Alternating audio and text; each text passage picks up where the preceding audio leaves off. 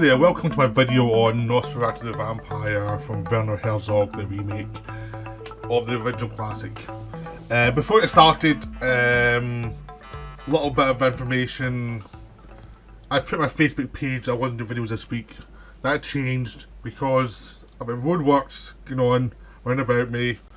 I thought it was going to be this week that we're about circulation causing noise. Turns out it's going to be next 2 weeks because they're falling way behind. And so what should have been a fortnight thing where I'm about circulation for a week is now like a month, and it's now going to be a fortnight about circulation for redoing the roads. So I'm doing videos this week. I'll see what I can do following that, but I can't promise anything for the last 2 weeks of the month. I've got a few videos I could do depending on how the situation works out, but I'm probably just going to try and watch a lot of films during that point and try and just make up the backlog so I can start talking with some regularity in July. So I mean, it's just one of those things, I can't really control it. I don't know how bad it's going to be. So there we go, that's just the situation that I have to deal with. So I'm going to talk, I'm going to have 4 videos this week. One of them is going to be quite long, so I'd say just to go for 4. The first one is Nosferatu The Vampyre by Werner Herzog. One of the great remakes. It's, as remakes go, it's not quite as up there as The Thing as a great remake, or as The Fly. There are a few remakes, or Scarface. There are a few remakes I would class as better, but there are not many of them. I mean, this is still the top tier of the remake game. This is how you do it. I mean, the thing this one's got going against it is, I would say those other 3 films are actually stronger than the originals. I mean, I think they're generally viewed as, the originals were good, but those films are stronger. In this case, I still think that Nosferatu by Murnau is viewed as a stronger film. It's the more iconic film. It's a film that influenced a lot of things. And the Herzog film, no matter how good it is not viewed as stronger than the original classic. It's just not. But it is wonderful. It's a wonderful film. It's a great film. I know Carol from our video group is a big fan of it. Hopefully one day I'll be able to do a chat about it with him because I know he really likes this one. But I'm just doing that review from my series and Herzog films, and then I'll try and contact him and see if we'll do something else. Now, this film was made in 1979, or it was released in 79. It's prepared earlier. It was produced as soon as Dracula came out of copyright.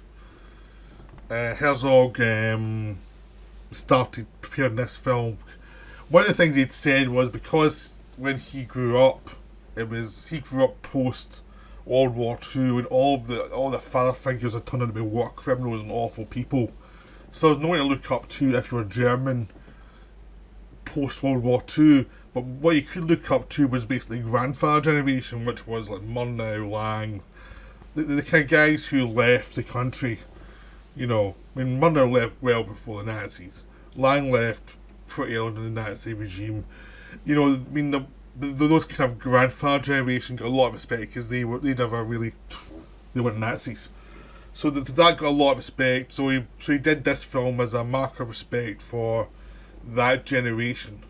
Even though the films his generation was doing, like him and Fassbinder and Straub and things were doing, weren't really like the kind of mega production, fantastical, imaginative films that they expressed. Instead, he still wanted to pay tribute. So he paid tribute to, and by doing a film that he could do a different version of, a version that was true to the old film in a way, but also true to Herzog and his interests. So he took Nosferatu's story, because Dracula can be reinterpreted in any way you want. And it's his version of it. Now, his version of it was pretty much hated on release, like most remakes. Most remakes do not get a good,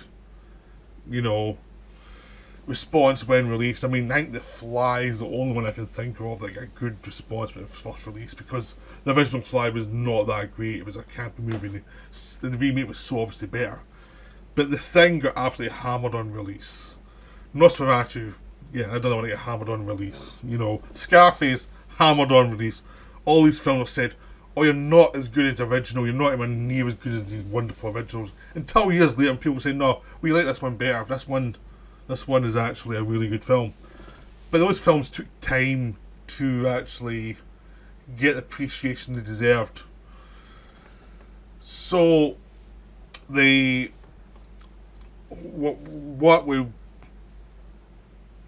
Herzog really did with it was understand that he was dealing with iconic imagery and iconography that had spanned the entire century when he was making it.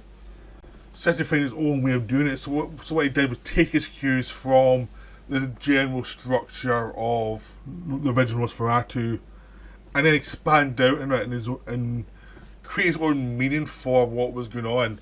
Because one of the things Nosferatu does is Nosferatu is the most perfect version of Dracula you can do. You can't do a better Nosferatu structure because it's basically the guy wants to be good, goes to a castle, meets Dracula, gets corrupted. Dracula sees the picture of his bride.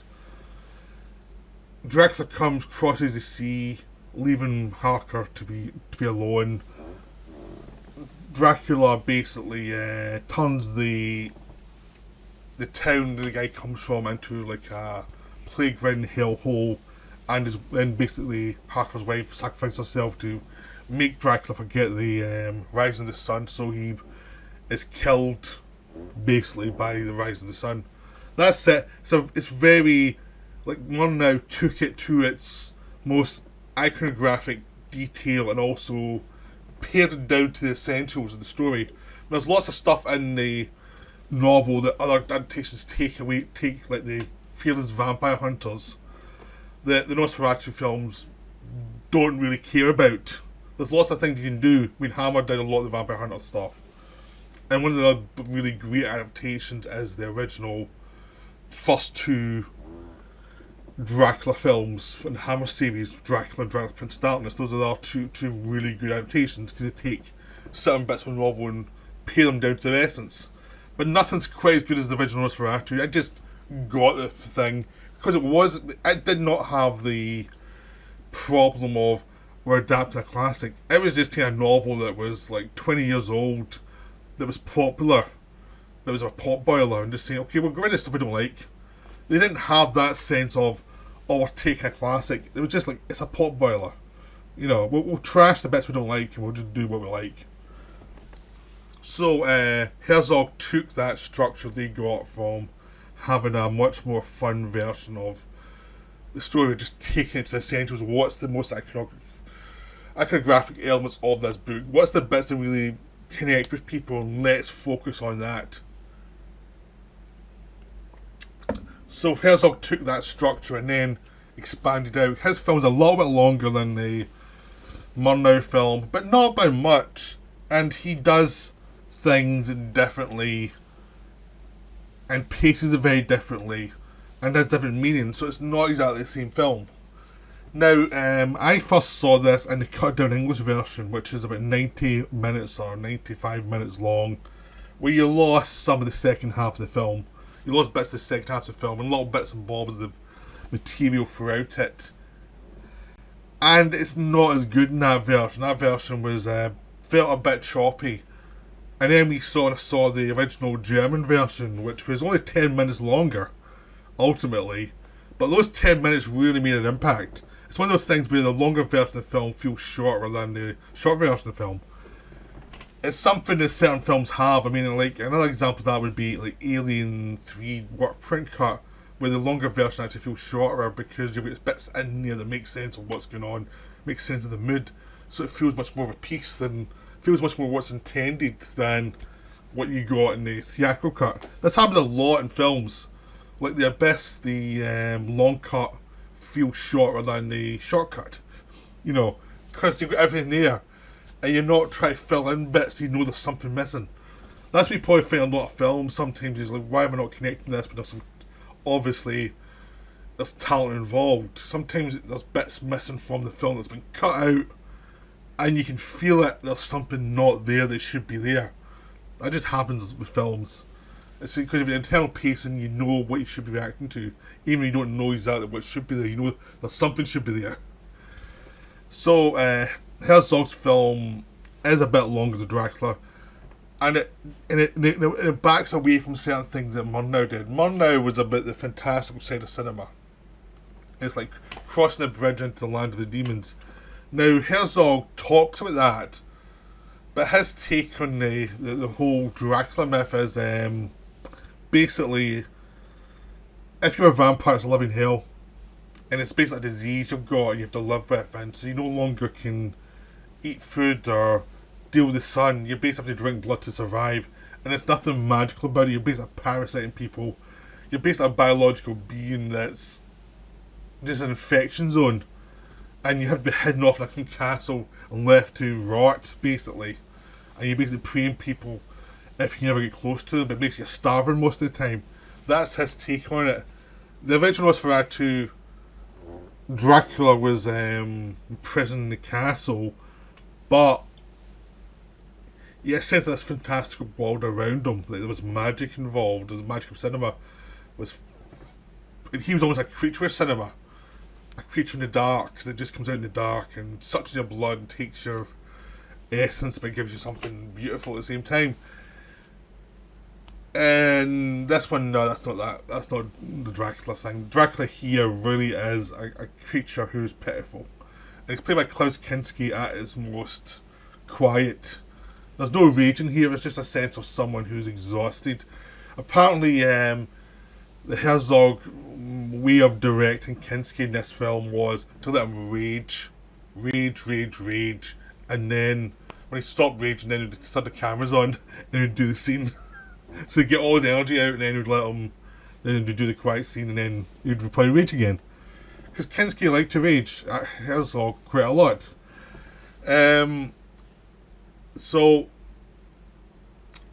you've got this creature basically who's recedes from the screen as much as possible, but because it's Kinski, and the reason Kinski works so well in this part is because Kinski, even plastered makeup and given very little to say, cannot recede into the background, but his character is receding physically, but there's a kind of life force to him, even if after he's been yelling his head off.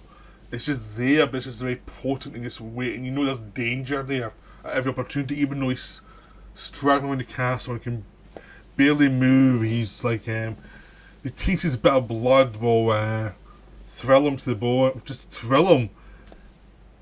And so it's just this potent force that's just there, it's just always there, it's always in existence. So that's where the threat comes from, because even though he lives a hellish life, and he's saying things like, death's not the worst thing, the thing's worse than death, and it's basically his existence is worse than death, a living death basically.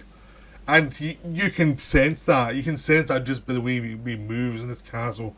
This is not a fantastical castle. This is an old castle that is rotting away. And we see him in his coffin. He just looks pitiful. I mean, it's just a pitiful existence. But as soon as he gets some blood, you know, the animal is awakening in him. And even though he's old and tired, he is dangerous. He is pitiful. And he's pitiless towards anyone else. He does not care. You're just blood to him. He doesn't care. Unless you're one person that gets his attention, which is Lucy, which is Harker's wife. She's the only person he could care less about in this film. Everyone else is just basic blood bags to him. And he's wanting to go to a city to turn it into hell, but also get fed, basically. This is Dracula going out for dinner. You know, have a feast. And his idea of a feast just turns everything into the plague. So it's a wonderful portrayal of a vampire, what a vampire is. A vampire is something pitiful, horrible, it's going to cause havoc, and it's a very selfish character, and it's not this romantic stuff you get nowadays. This is This is proper vampire stuff. Vampires who need to be staked at the end of the film. So you've got Kinski and this great creature that everything's running around him. He's just this horrible thing. And against that, you have Bruno Ganz as Jonathan Harker, who's... Ganz is a terrific actor who worked for a lot of great directors.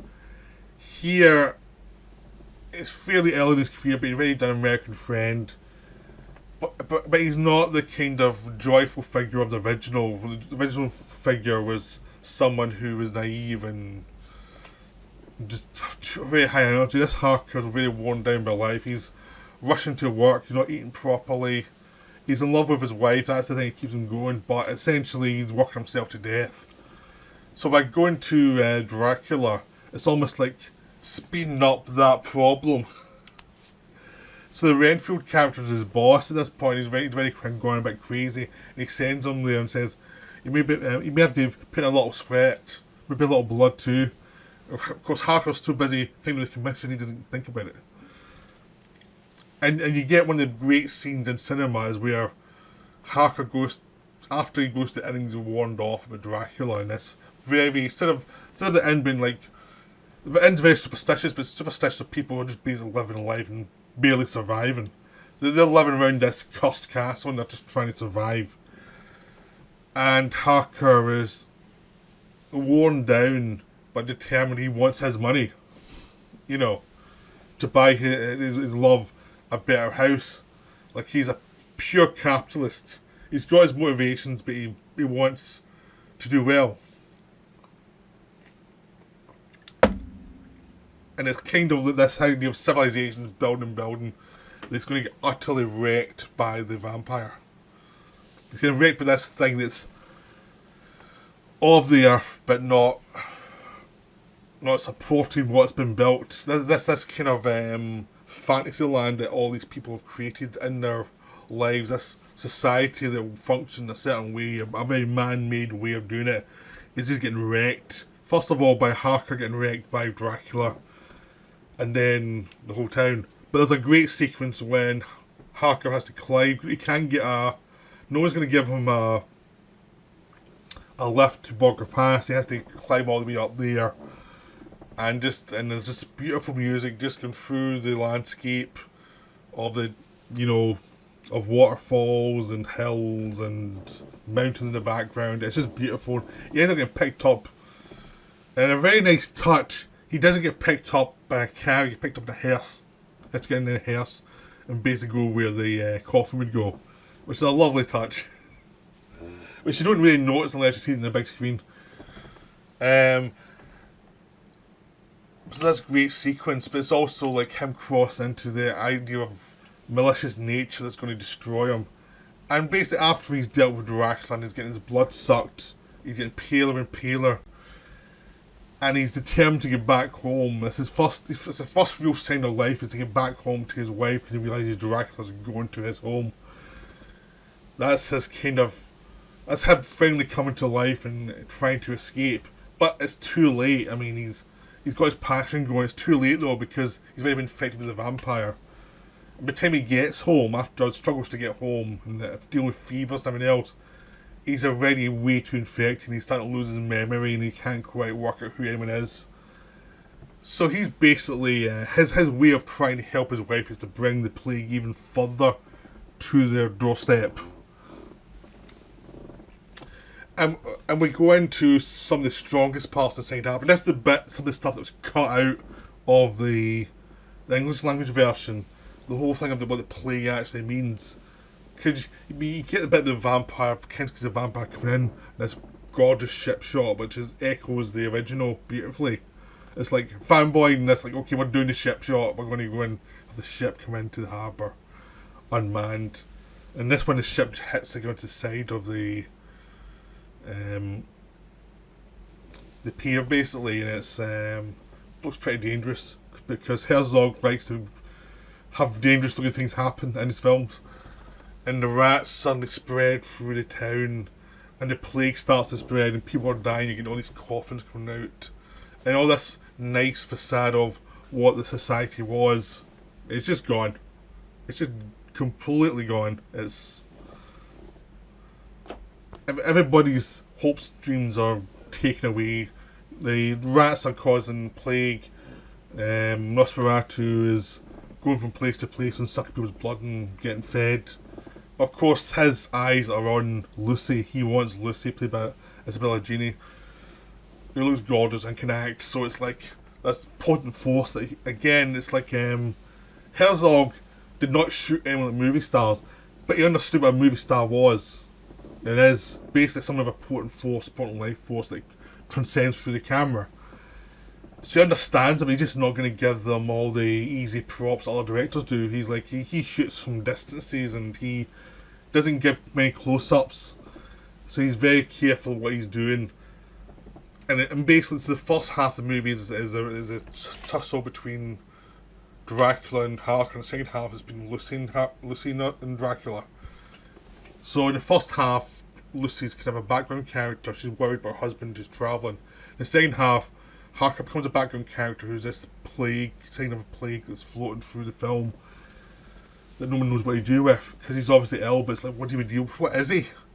Because he wrote a diary, and Lucy read the diary and realised what they were facing. She tries to warn everybody, and she's through the town and seeing all these people who will not listen to her, and then as it goes on, everyone's gone mad, everyone knows they're going to die, so you've got these people, like men, women and children dancing through the streets as they wait to die. You know, as they know they're dead, they know that they're just going mad when they realise everything they built is for nothing, they're going to die quickly and that's it. It's a wonderful haunting thing, just this plague of vampirism, the vampire just sucking the life out of everybody. It's one of the great haunting moments of cinema and of what the vampire myth is. And of course it's a thing that nobody ever does, and it's the stuff that cut out the film because they never got what that was about. So it's beautiful, and it gets to the beautiful ending where you have the Beauty and the Beast moment where the beast comes and is so enthralled by the beauty who seduces it that it forgets about the rising sun and it curses it to death. Done beautifully. The one thing Herzog does here, and he's very smart about it, is he does not try and copy what the Murnau version did. He does not try and copy the camera moves. He does not try and copy the setups. There's no scene with Nosferatu travelling up and having a weird shadow. That doesn't happen. Instead, the Dracula just crawls into rooms and because everyone's dead, no one can really stop him. And I mean, Adjani during the day can wander through the city and see all these coffins, which he puts the holy sacraments on, so he can't go back to his natural earth and protect himself. So she sacrifices herself because he's well hidden during the day.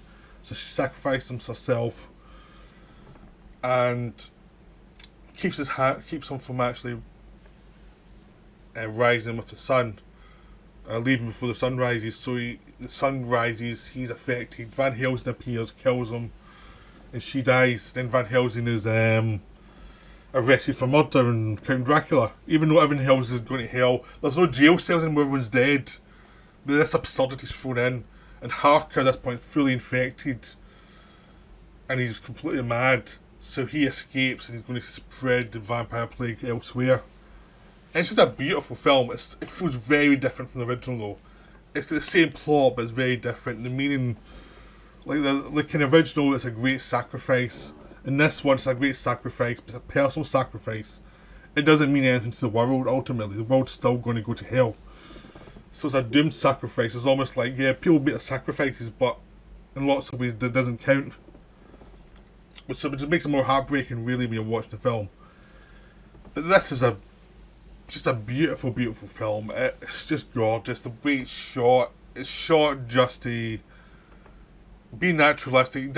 Herzog does not throw in tons of horror shots. He's interested in the vampires being a thing of nature and it's plague spread through the rats. There's certain things in the story that he's interested in, and everything else gets tossed aside. All this natural stuff gets tossed aside. It's about this infection.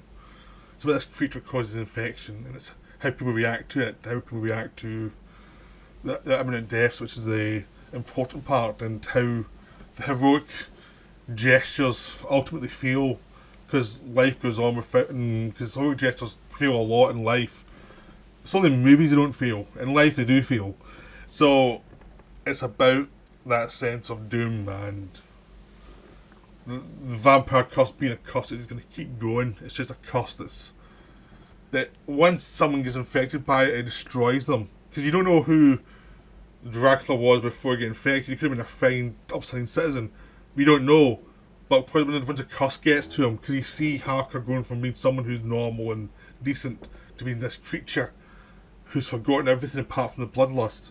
So there is this sense that this is an infection. This is a horrible infection that's just going to keep going. So I hope you enjoyed my look at Nosferatu the Vampyre. It's a wonderful film. I highly recommend seeing it. BFI has it out in the UK. So it's part of the Herzog box set, but you can also get it individually. So I'd recommend picking it up. It's so good. And it's worth seeing compared to the original, because they're two very different films with the same plot. Okay, right, so that's me for now. I'll be back soon with another video, but that's Nosferatu.